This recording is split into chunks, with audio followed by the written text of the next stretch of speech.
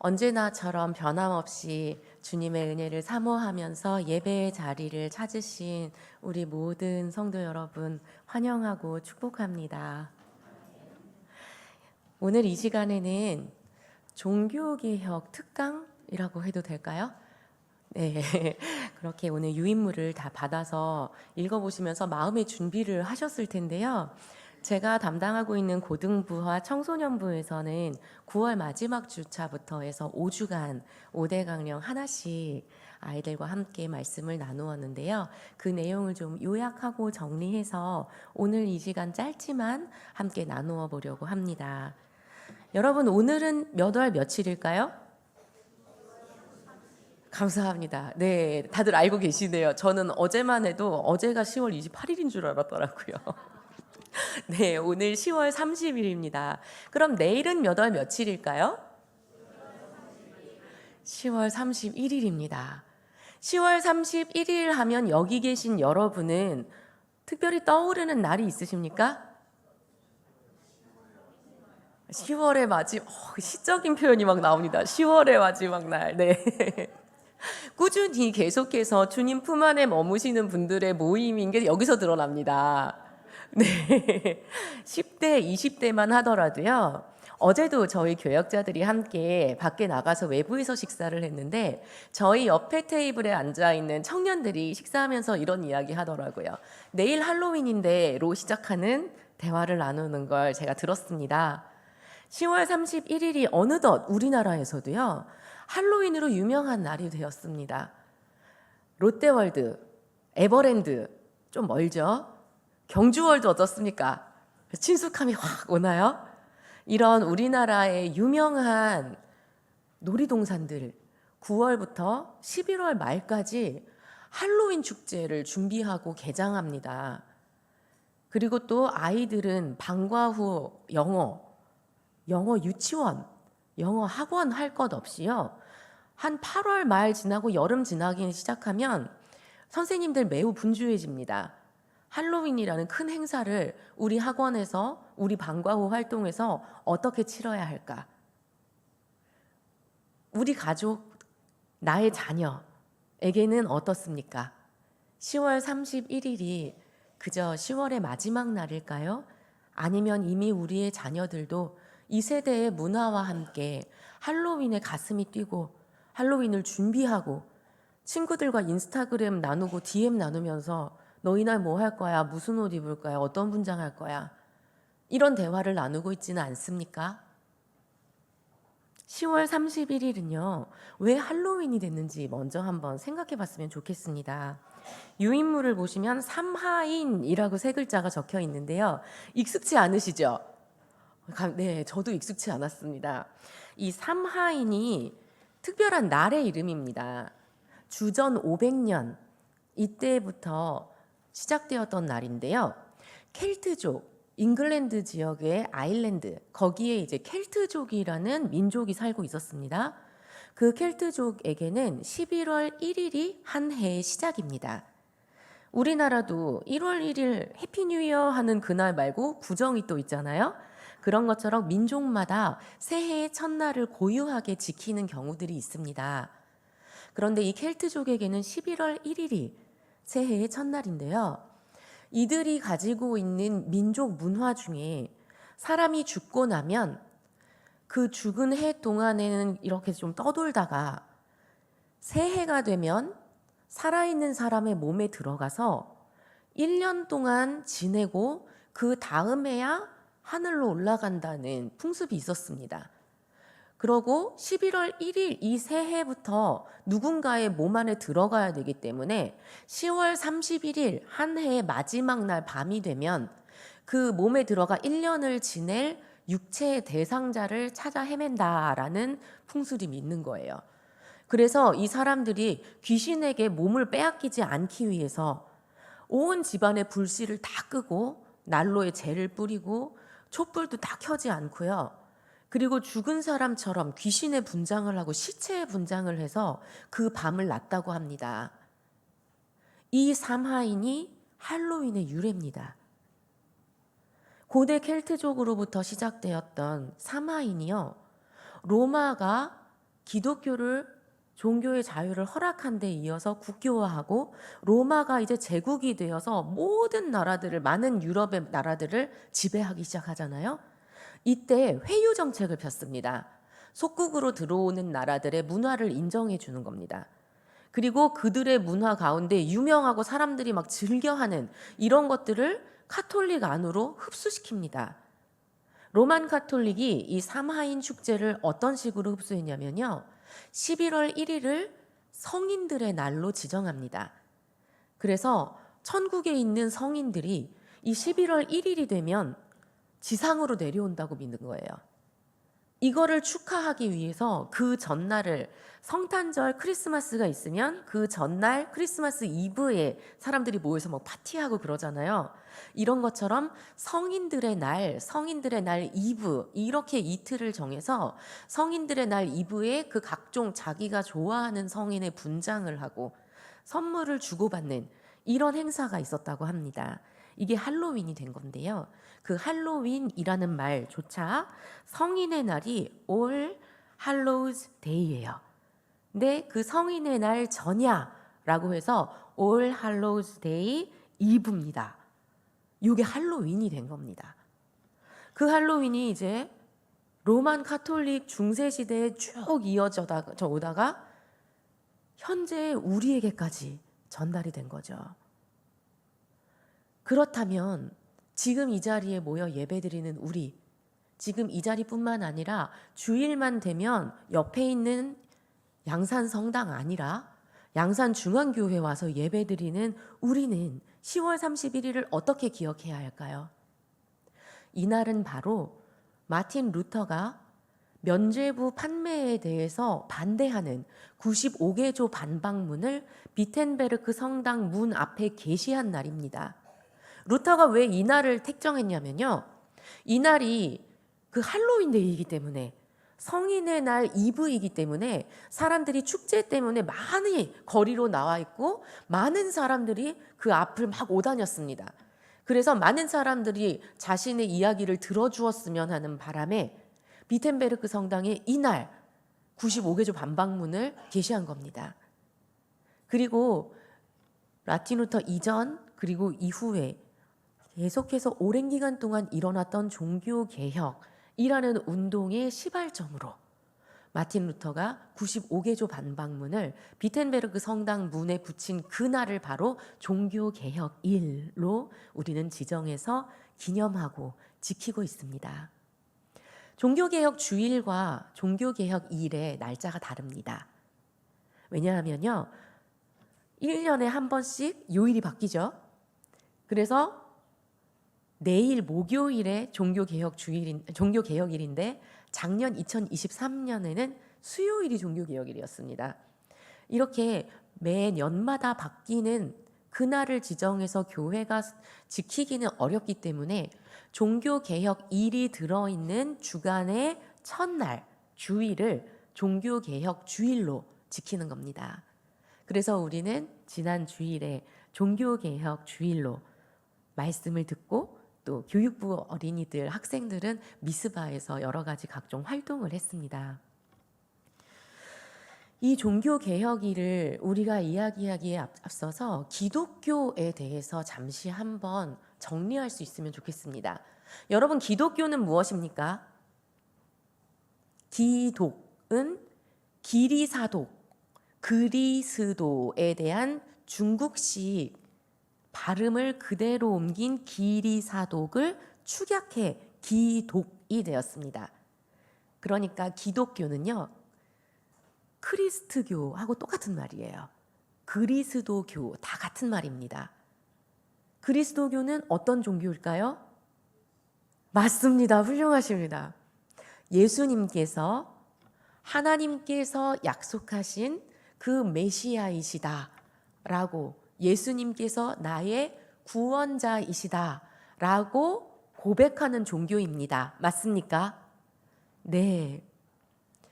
그렇다면 예수님을 구주, 그리스도라고 고백하는 모든 종교가 기독교입니다.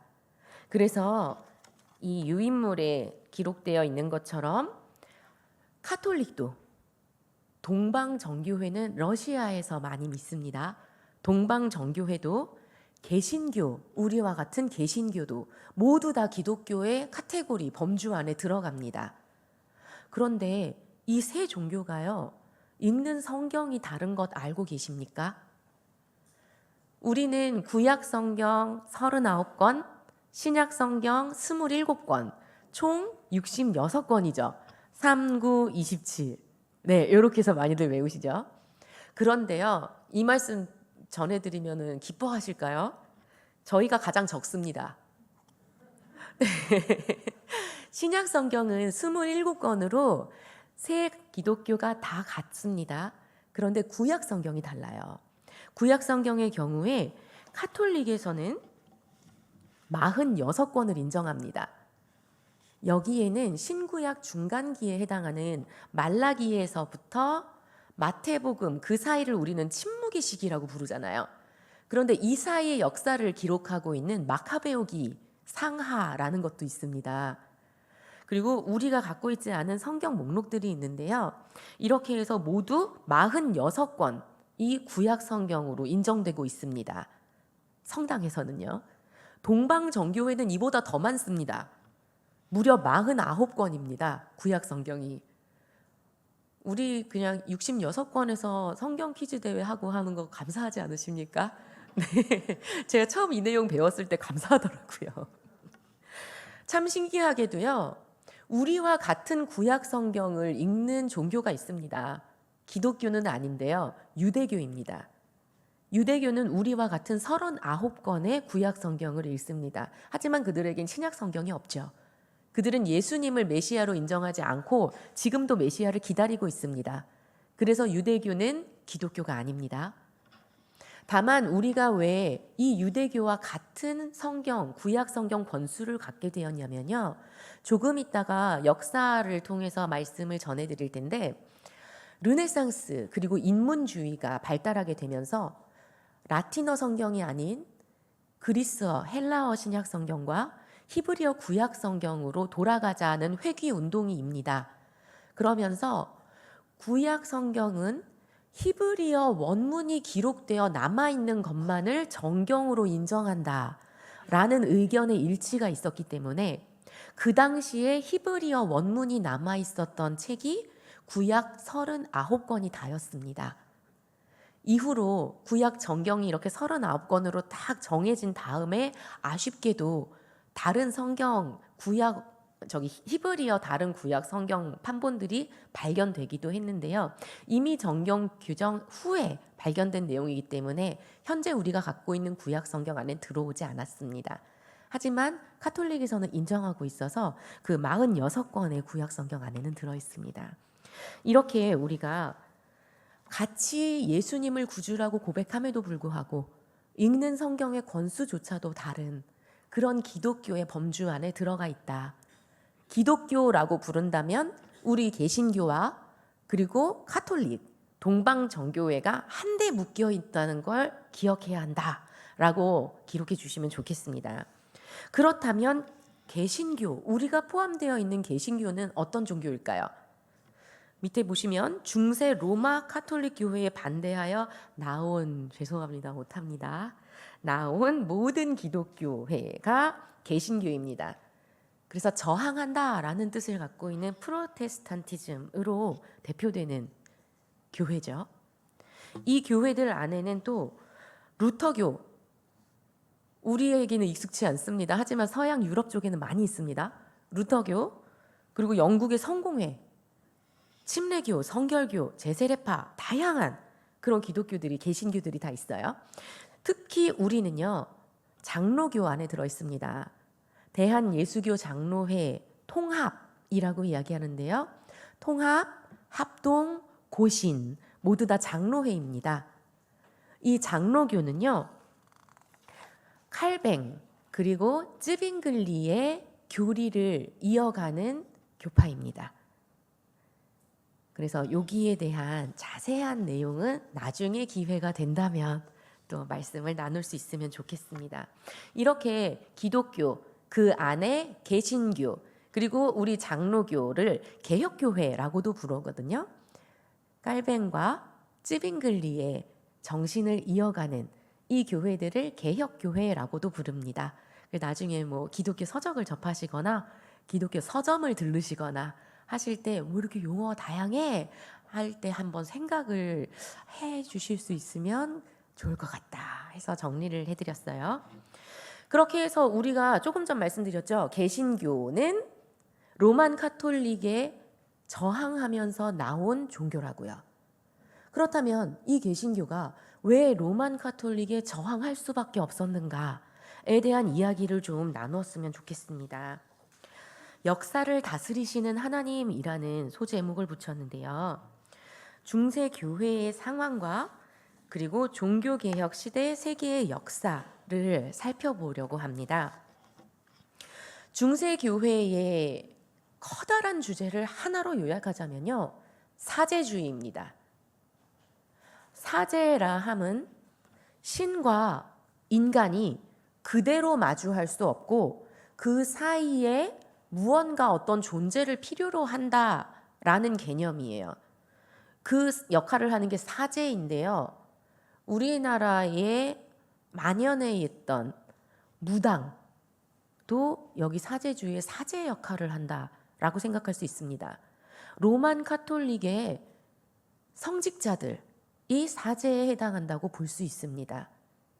이 사제주의는요, 하나님과 사람 사이에 또 다른 사람을 우겨 넣어서 새로운 계급화 과정을 만들었고요.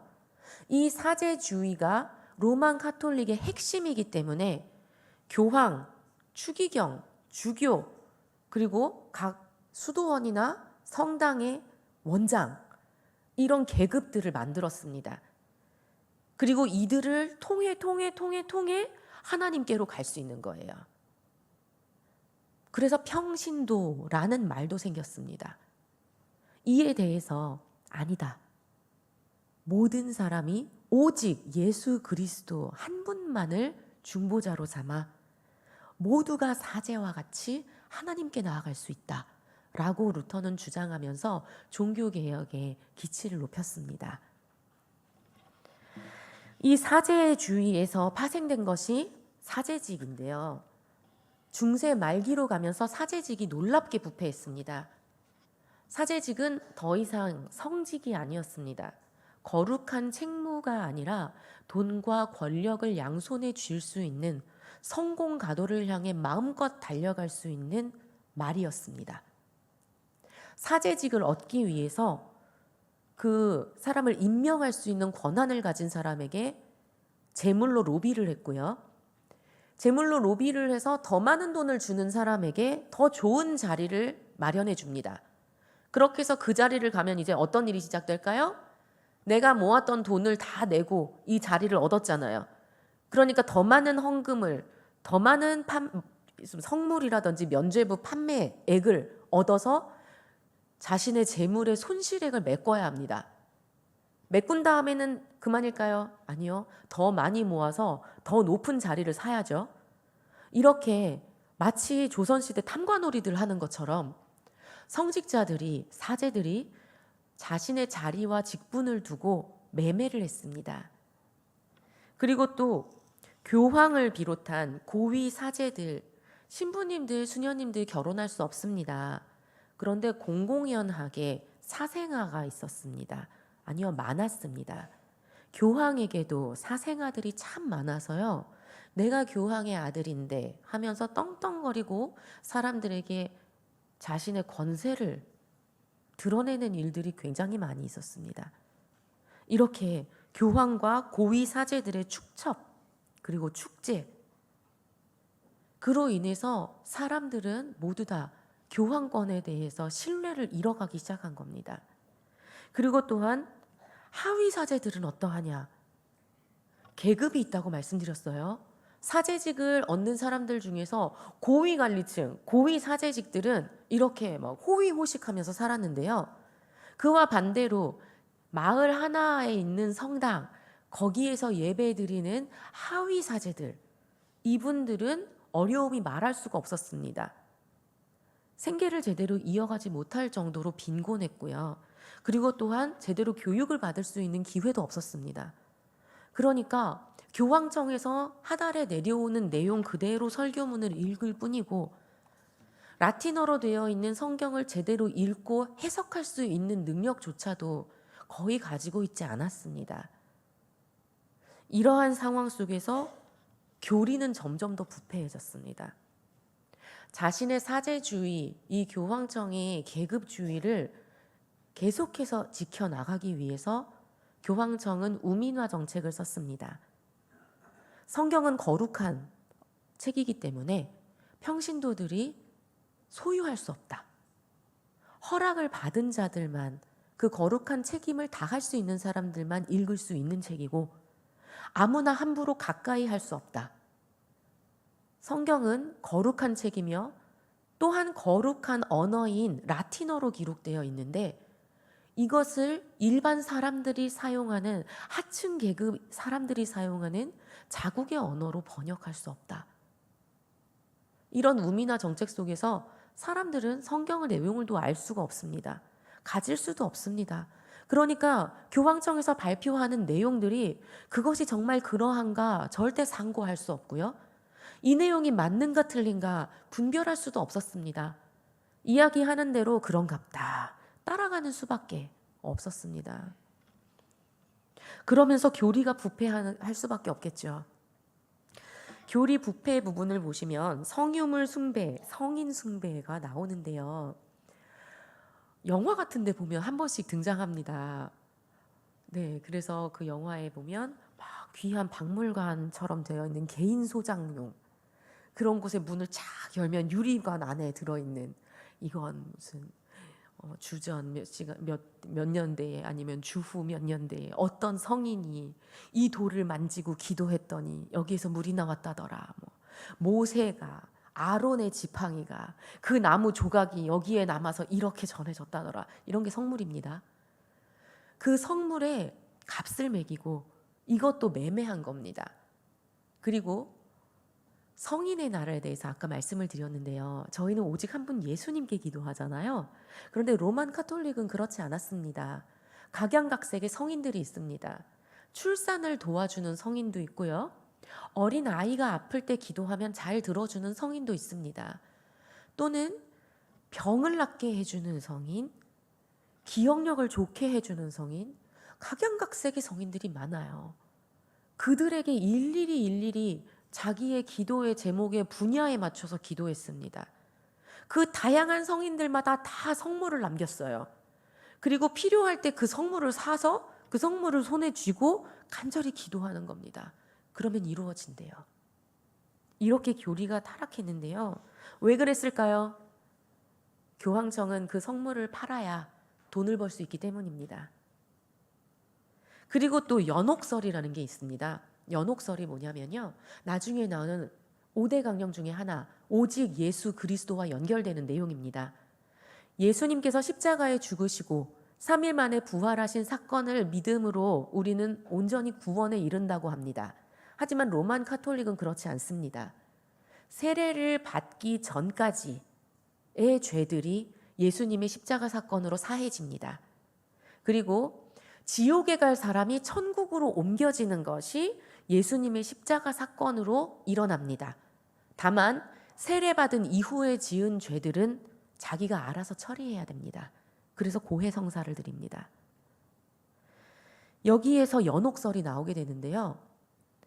자신의 고해성사를 열심히 해서 세례 이후에 지은 죄들을 다 씻는 사람이 얼마나 되겠습니까?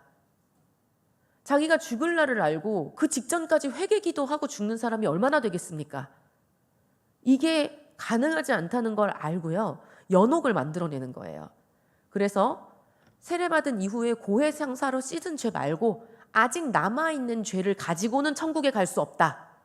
연옥이라는 곳에 가서 그 죄를 다 씻어야만 천국에 들어갈 수 있다. 연옥은 죄를 씻는 장소이기 때문에 벌을 받는 곳이다. 그런데 면죄부를 사면 지금 연옥에서 고통받고 있는 나의 형제 자매, 나의 부모님, 나의 자녀가 그 면죄부 덕분에 더 이상 연옥에서 죄 씻음을 받지 않고 그대로 천국으로 올려진다. 이렇게 이야기하면서 면죄부를 판매했습니다. 성경 내용을 알 수 없는 사람들이 이 이야기를 듣고 누가 면죄부를 사지 않겠습니까? 그래서 교황청은 떼돈을 벌어들였어요. 그리고 그 벌어들인 돈으로 바티칸에 성당을 세우고 성 베드로 대성당, 그렇게 해서 세워진 건축물입니다. 그리고 자신의 개인 사제를 늘리고요. 호의호식을 했습니다. 이 모든 건 공로로 인해서 구원받을 수 있다.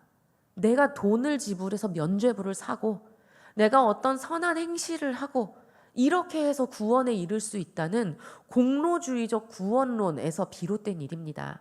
즉 교리가 부패한 거죠. 이렇게 사제직과 교리가 부패하면서 종교개혁이 시작되는데요. 하나님께서는 전 세계를 다스리는 분이십니다. 이 모든 세상을 창조하시고 태초부터 지금까지 이 모든 세상을 다스리는 분이십니다. 믿으십니까?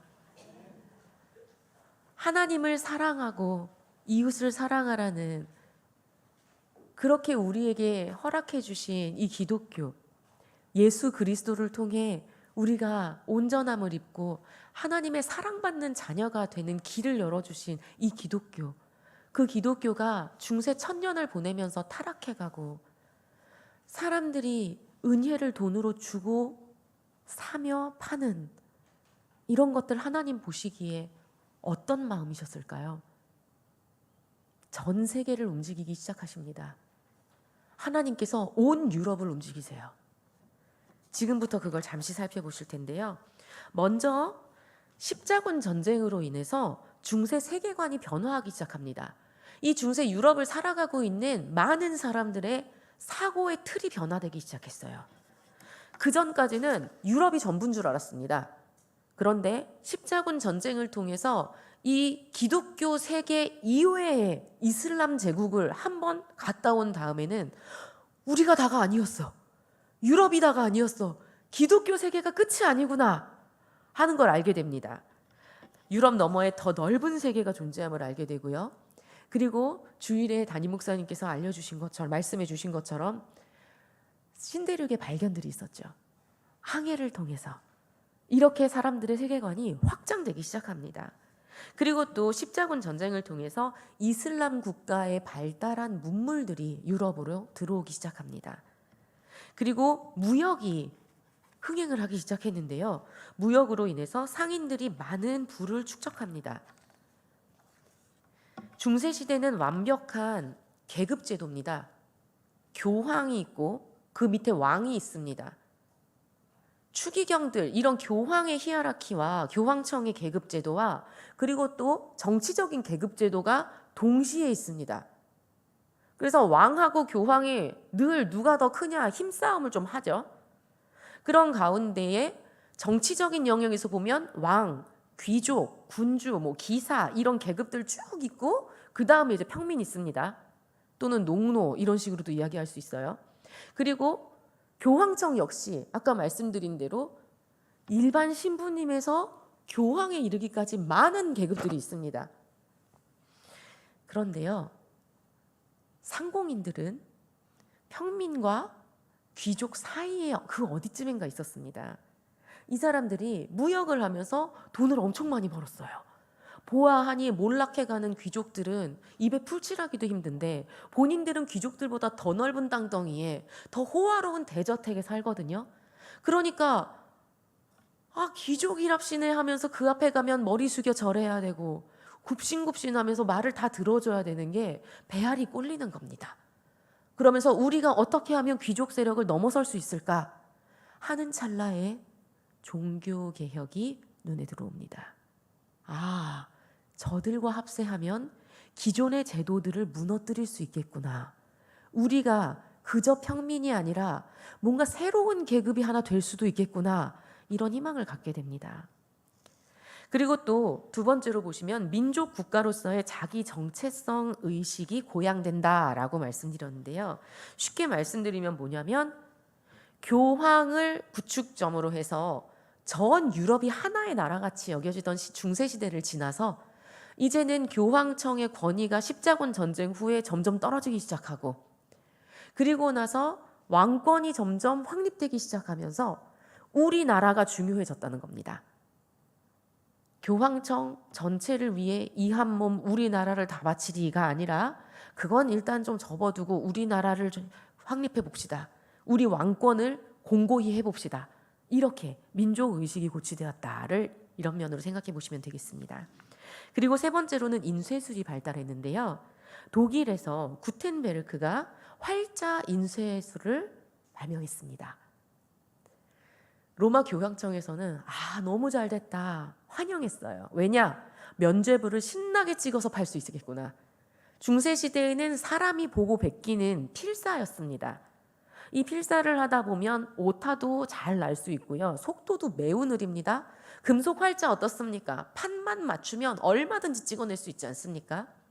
그러니 면죄부를 더 많이 만들어서 더 여러 지역에 보내 더 많은 돈을 벌어들여야 되겠다라고 교황청은 쾌재를 불렀는데요.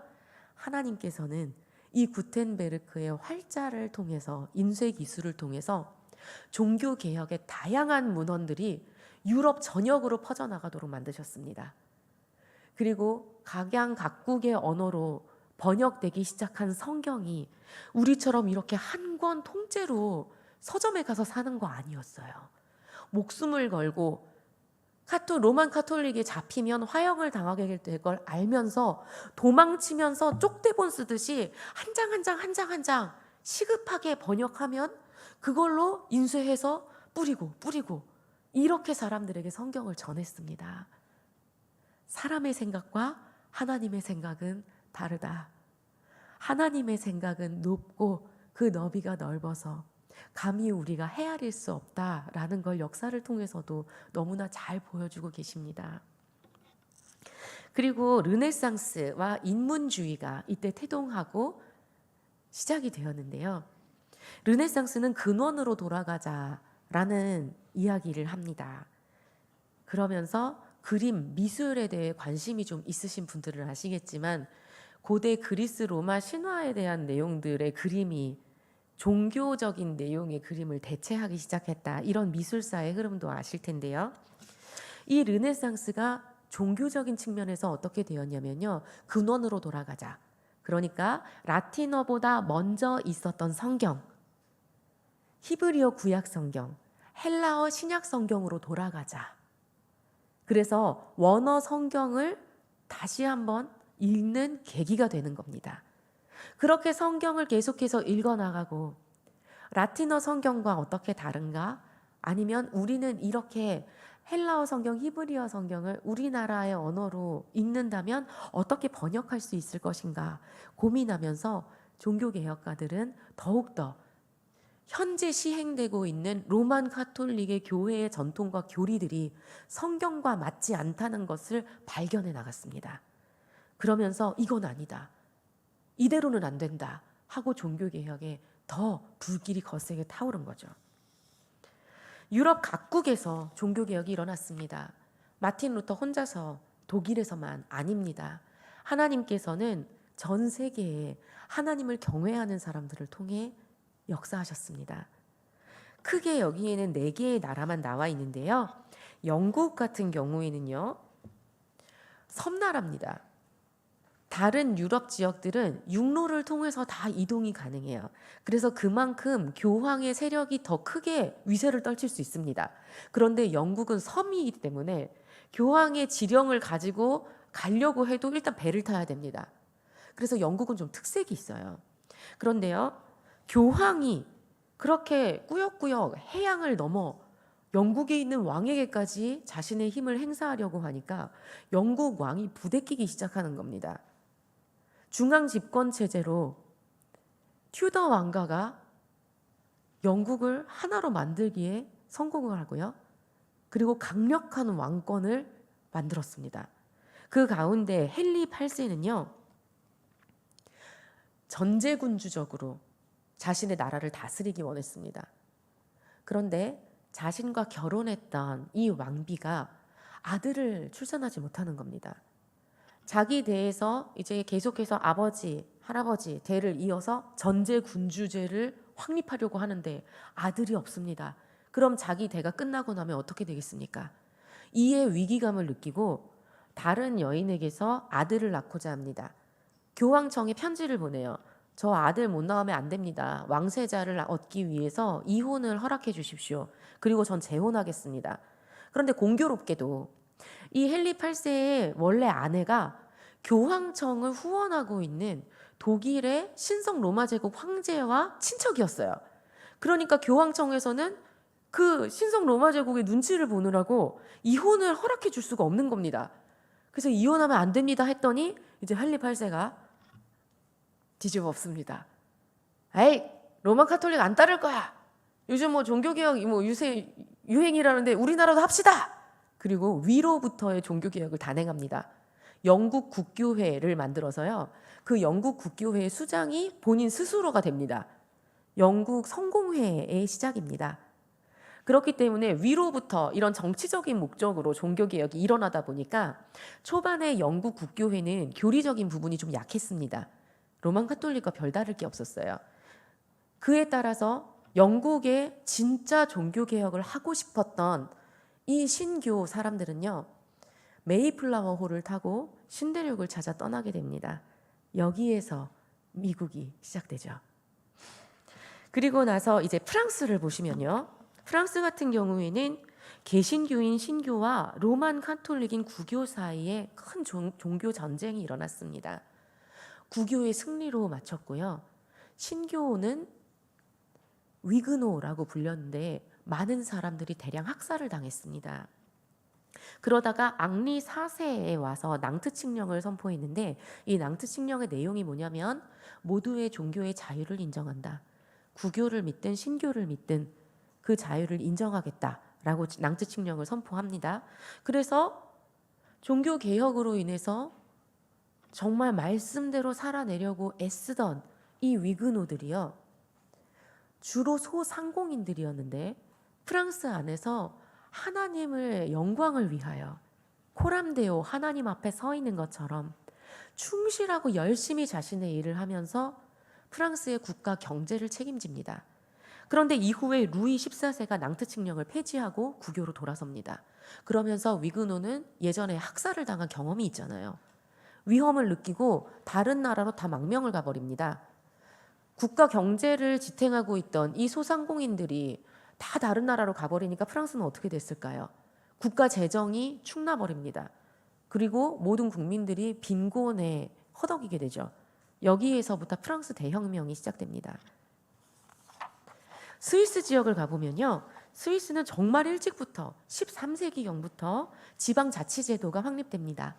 각 소도시들마다 각자의 국교부터 시작해서 종교, 정치, 외교 모든 분야에서 지방자치제도를 인정하고 확립했습니다. 그래서 종교개혁 역시 도시마다 다 다르게 진행이 되었습니다. 독일은 15, 16세기까지 각 영주들의 자치권 하에 있었는데요. 그래서 독일에 혹시 여행을 가보신 분들이나 독일에 관심 있으신 분들은 예쁜 성이 많다라는 평을 들어보셨을 겁니다. 그게 각 지역마다 영주들이 많았어서 그래요. 비슷비슷하게 예쁜 성들이 참 많습니다. 그런데 칼 5세가 카를 대제라는 이름으로 신성 로마 제국의 황제가 됩니다. 그러면서 독일을 하나로 만들어요. 그리고 통일성을 유지하기 위해서 카톨릭을 장려합니다. 그런데 프랑스가 이제 독일하고 대척점에 있는 나라거든요. 두 강대국입니다. 프랑스 입장에서는 독일이 강성해지면 본인들의 국력이 쇠퇴하는 결과이기 때문에 이걸 어떻게든 막고 싶은 거예요. 정치 외교적인 목적으로 독일이 하나 되지 못하게 하려고 종교 개혁을 하는 사람들을 후원해 줍니다. 그래서 독일의 각 영주들이 이 통일된 신성 로마 제국 안에 들어가지 않고 종교 개혁을 이루어서 신교 체제를 이어갈 수 있도록 프랑스가 후원을 해서 독일에서 종교 개혁이 잘 일어났다. 이런 긴밀한 연결성이 있습니다. 결과적으로 보면 영국, 독일, 스위스에서는 종교 개혁이 성공했습니다. 스페인, 이탈리아, 벨기에는 종교 개혁에 실패했습니다. 벨기에는요, 네덜란드 북부 남부 중에 남부였는데요. 그래서 네덜란드 하나로 돼 있다가 네덜란드의 북부는 종교개혁에 성공해서 신교가 다스리는 나라, 그리고 남부는 종교개혁 실패로 로만 카톨릭이 다스리는 나라, 이렇게 해서 네덜란드와 벨기에로 나뉘게 됐습니다. 여기에서 보면 한 지역, 국가나 도시에서 종교개혁이 성공하느냐 실패하느냐에 그 지역, 지방, 국가 체제가 어떻게 지원하느냐 아니면 박해하느냐가 큰 영향을 미쳤다는 걸 알 수 있습니다. 하나님께서 그 나라들과 지역들, 정치 외교적인 것들까지 다 섭리하셔서 종교개혁이 일어나게 하신 겁니다. 종교개혁의 인물들 역시요, 마틴 루터 한 사람 아닙니다. 다들 알고 계시죠? 너무나 많은 사람들이 있는데요. 여기에는 그 중에서 대표적인 사람들 몇 명만 간신히 추렸습니다. 존 위클리프는 마틴 루터보다 한 250년 가량 일찍 태어난 사람입니다. 이 사람은 영국 사람인데요. 성경을 읽어 내려가다가 지금 현재 교황청이 이야기하고 있는 교회의 전통과 교리들 잘못됐다는 걸 발견한 사람입니다. 교회는 성당이 아니라 구원받은 한 사람 한 사람이 모인 곳이 교회다 하는 무형교회론을 주창했습니다. 놀랍지 않습니까? 그리고 성경을 영어로 번역하기 시작했습니다. 그러다가 이 사람은 뇌졸중으로 죽었는데요. 로만 카톨릭 교황청에서 이 존 위클리프를 이단으로 규정했습니다. 왜냐? 교황청의 교리에 따르면 교황과 교회는 무오한데, 성경 무오설처럼 교황 무오설이 있습니다. 교회 무오설이 있습니다. 그런데 존 위클리프는 교회의 전통이 잘못됐다고 말했거든요. 교황은 사람이라고 말했거든요. 그래서 이단으로 규정됐습니다. 그러고 벌을 주려고 봤더니 이미 이 사람 뇌졸중으로 죽은 거예요. 그래서 어떻게 했느냐? 무덤을 파내서 유골을 태웠습니다. 그리고 얀 후스는요, 존 위클리프의 정신을 이은 사람입니다. 보헤미안 지역, 체코 사람인데요. 이 사람 역시 성경만이 진리이다, 그리고 면죄부는 잘못됐다, 이런 이야기들을 합니다. 그리고 나서 화형을 당했는데요. 화형 당하면서 지금 여러분은 한 마리의 거위를 죽이지만 나중에는 여러분이 손댈 수 없는 백조가 나타날 겁니다 라는 마지막 말을 남겼어요. 후스가 체코어로 거위라는 뜻이래요. 그런데 놀랍게도 정말 100년 후에 마틴 루터가 이 얀 후스의 전통을 그대로 이어 종교개혁의 문을 엽니다. 그래서 루터교에서는 지금도 상징물을 백조를 씁니다. 마틴 루터는 독일에서, 존 칼빈과 츠빙글리는 스위스에서, 그리고 스코틀랜드의 존 녹스를 비롯해서 많은 종교개혁가들, 앞에 나가서 개혁을 외친 사람부터 종교개혁의 교리를 정리한 멜라니톤 같은 사람들, 교리가의 사상가에 이르기까지 아주 많은 인물들이 종교개혁을 위해 자신의 인생을 바치고 하나님께 자신을 도구로 내어드렸습니다. 종교개혁의 교파를 잠시 정리해 보겠습니다. 루터파, 루터가 시작했던 그 독일의 종교개혁 정신을 이었는데요. 북독일에서 시작해서 유럽으로 확산됐습니다. 루터교라고 명칭을 하고 있습니다. 그리고 개혁파, 우리가 개혁파입니다. 스위스의 취리히, 제네바에서 시작해서 프랑스, 네덜란드, 독일, 영국 등으로 확산했고요. 영국에서 메이플라워호를 타고 미국으로 간 사람들 역시 이 개혁파 종교개혁의 후예들입니다. 그래서 그곳에서 선교사를 파송받아 복음의 씨앗을 이어받은 우리 대한민국 장로교 역시 이 개혁파에 들어가 있습니다. 민족과 국경을 넘어 가장 넓게 확산됐습니다. 영국의 종교개혁은 왕에 의한 위로부터의 종교개혁, 그래서 성공회가 지금의 이름이고요. 급진 종교개혁으로는 제세례파를 들 수 있는데요. 이들은 유아 세례를 인정하지 않습니다. 각자 자신의 고백으로 고백하고 세례를 받아야 된다라고 해서 유아 세례를 인정하지 않아서 제세례파는 생겨난 이후부터 지금까지도 계속해서 많은 공격을 받고 있는 게 사실입니다. 이제 종교개혁의 기본 정신이에요. 여러분 오랜 시간 집중해서 잘 함께 가고 있어서 참 감사합니다. 종교개혁의 기본 정신 5가지 솔라라고 우리는 이야기하는데요. 세계 역사를 보면 언제나 그렇습니다. 운동이 일어나고 나서 시간이 조금 지나야 이론화가 됩니다. 종교개혁도 마찬가지입니다. 먼저 교리와 이론이 다 세워진 다음에 종교개혁이 게 아니고요. 잘못됐다, 바꿉시다 하고 개혁이 쫙 일어난 다음에 그 다음에 안정화된 다음에 그렇다면 우리의 교리는 무엇인가 하고 5가지가 정리가 됐습니다. 맨 처음 마틴 루터는 3가지 이야기했어요. 오직 성경, 오직 은혜, 오직 믿음. 그리고 나서 이 종교개혁이 다 이루어진 다음에 오직 그리스도 그리고 오직 하나님의 영광을 위하여 2개가 덧붙여져서 5가지 5대 강령이 완성됐습니다. 오직 성경 보시면요. 로만 카톨릭 중세 시대에는 성경의 권위와 교황의 교지 그리고 교회의 전통이 같은 무게를 갖고 있었습니다. 같은 권위를 갖고 있었습니다. 그래서 사순절 기간에 기억나실지 모르겠는데 여러분 고기 드셨습니까? 뭐 햄, 소세지 이런 거 드셨습니까? 저 먹었습니다. 저 중세시대였으면 잡혀가요. 종교재판 당합니다.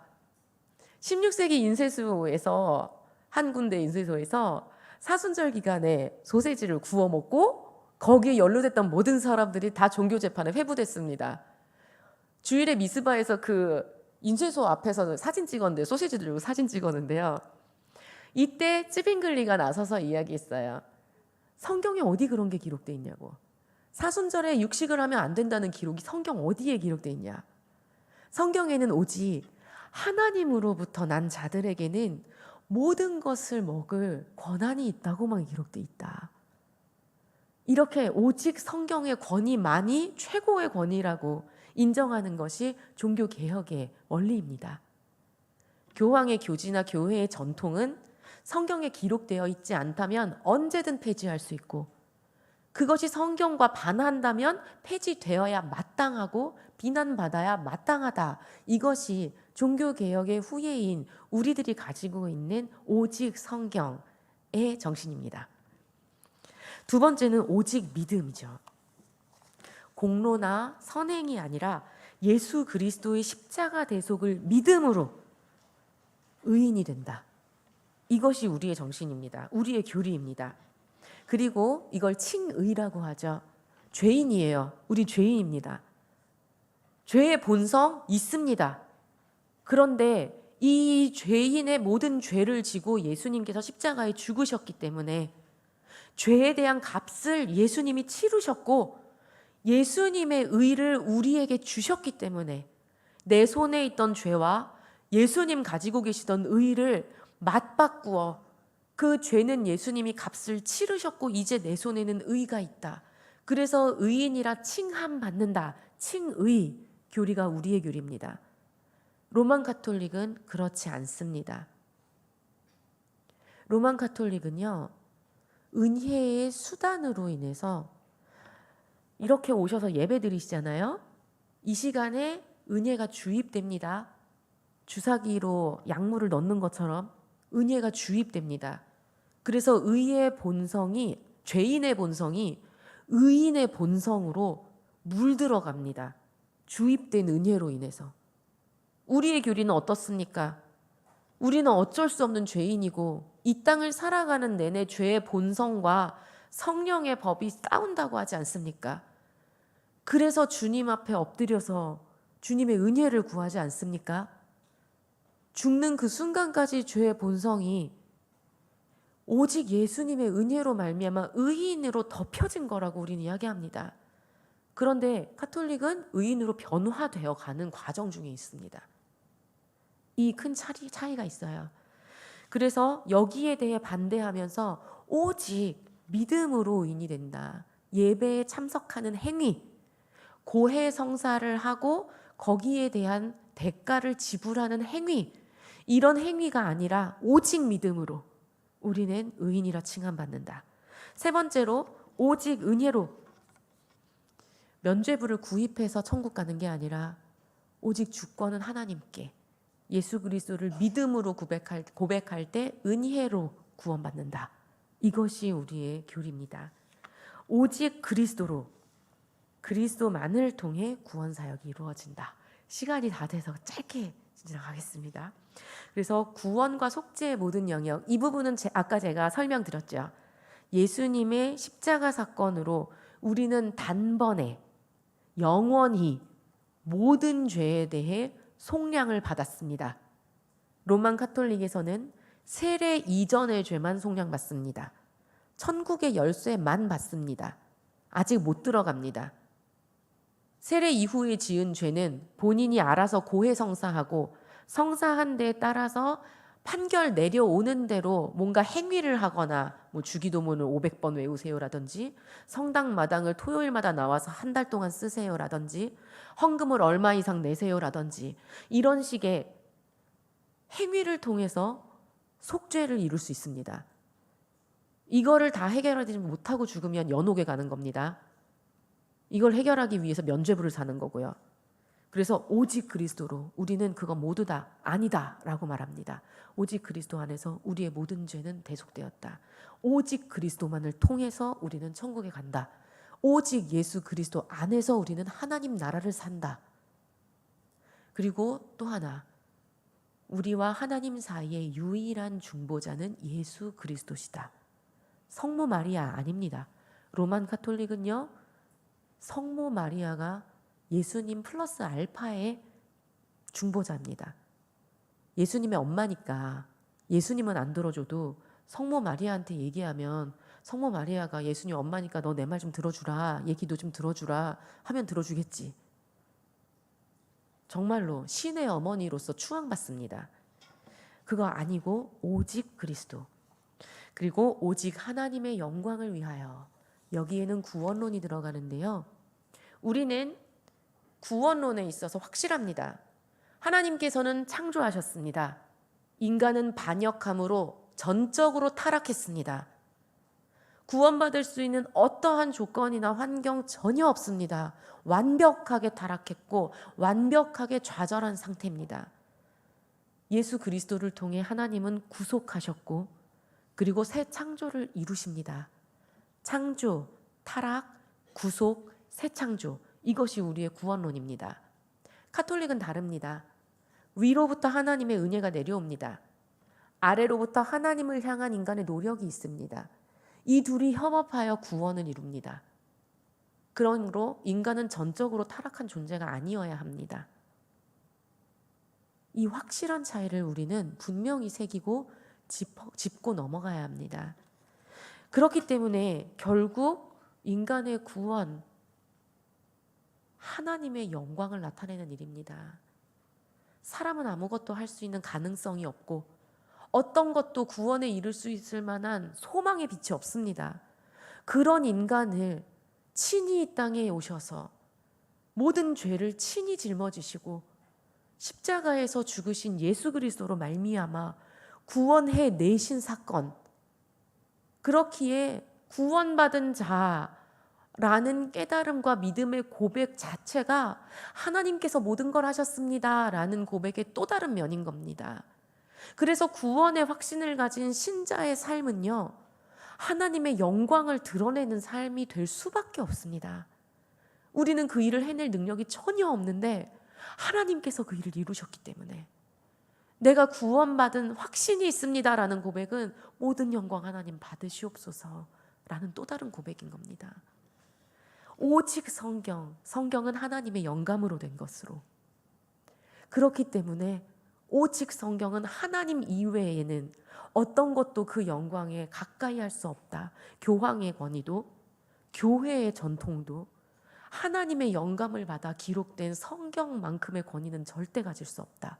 오직 하나님의 영광, 오직 은혜, 오직 믿음, 오직 그리스도, 모두 다 이 오직 하나님의 영광을 위하여라는 끈 안에서 하나로 묶입니다. 그리고 또한 우리는 하나님께 영광을 드리지 않으면 우리 하나님 영광이 부족하실까요? 우리가 뭔가 하나님의 영광을 보태드리지 않으면 우리 하나님 영광 없으십니까? 아닙니다. 오히려 우리가 노력하고 애쓰면 애쓸수록 자칫하면 하나님의 영광을 훼손하기 쉽습니다. 그런데 왜 하나님의 영광을 위하여일까요? 방금 말씀드린 것처럼 구원받았다는 것 자체가 하나님의 영광을 드러내는 일이고요. 하나님은 하나님의 영광을 나누어 주시려고 우리를 구원하십니다. 하나님의 영광에 참여한 자가 되어 그 영광 중에 함께 기뻐하고 함께 사랑하고 함께 하나님의 나라를 확장해 나가며 주님의 영광에 참여하라고 우리를 부르셨습니다. 그래서 우리는 하나님의 영광을 위하여 살아가는 자가 되는 것입니다. 이렇게 우리는 다시 교리 안에서의 5대 강령으로 로만 가톨릭과 우리의 차이점을 알아봤는데요. 21세기를 살아가는 우리, 이 5대 강령을 어떻게 지킬 수 있을지 생각해 보면 좋겠습니다. 과학 그리고 이성 만능 시대, 성경의 권위를 어떻게 지켜갈 것인가? 나는 성경은 성경대로, 신앙은 신앙대로, 그리고 이 시대의 학문과 이성의 권위는 그대로 인정한 채로 신앙과 삶을 분리하고는 있지 않은가 생각해 볼 수 있기를 원합니다. 종교다원주의, 상대주의의 시대 속에서 오직 예수 그리스도만을 외치는 기독교는 배타적인 종교다, 더 이상 현대적인 종교가 아니다 라고 배척하는 시대 속에 우리는 오직 예수 그리스도를 어떻게 지켜갈 것인가? 그들을 미워하고 배척하는 것이 아니라 믿음의 눈을 열어주신 하나님께 감사드리며 아직 그 눈을 열지 못한 이들을 향해 애타는 마음으로 눈물을 흘리고 기도하며 그들을 품는 마음으로 나아갈 수 있기를 원합니다. 또한 오직 하나님의 영광을 위하여 너 자신이 네 인생의 주인이다 라고 이야기하는 자기애가 만연한 시대 속에, 아니 나의 주권을 하나님께 내어드리겠다 라고 이 시대의 모든 문화에 거부하며 스스로 왕좌에서 내려와 내 삶의 운전대를 주님에게 양도하는 우리들이 될 수 있기를 원합니다. 이렇게 종교개혁일이 내일인데요, 하루 전날 밤 우리의 안에서, 나의 삶 속에서 개혁해 나아가야 할 부분은 무엇인지 다시 한번 짚어볼 수 있는 이 밤이 되기를 소망합니다. 기도하시겠습니다.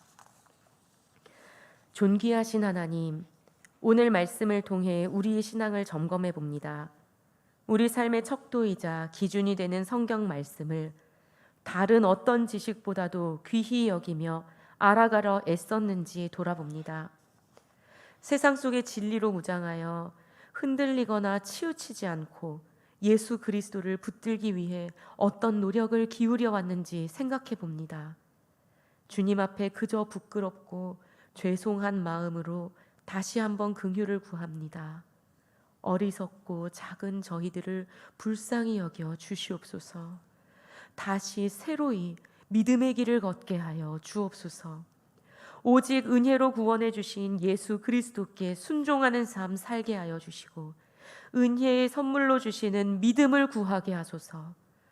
오직 예수 그리스도만을 의지하며 우리 삶의 모든 영역을 하나님의 영광을 위하여 살아가게 하소서. 그리하여 매일 새롭게 개혁되는 교회로서 우리 각 개인이 주님 앞에 세워져 가게 하옵소서. 예수님의 이름으로 기도하옵나이다. 아멘.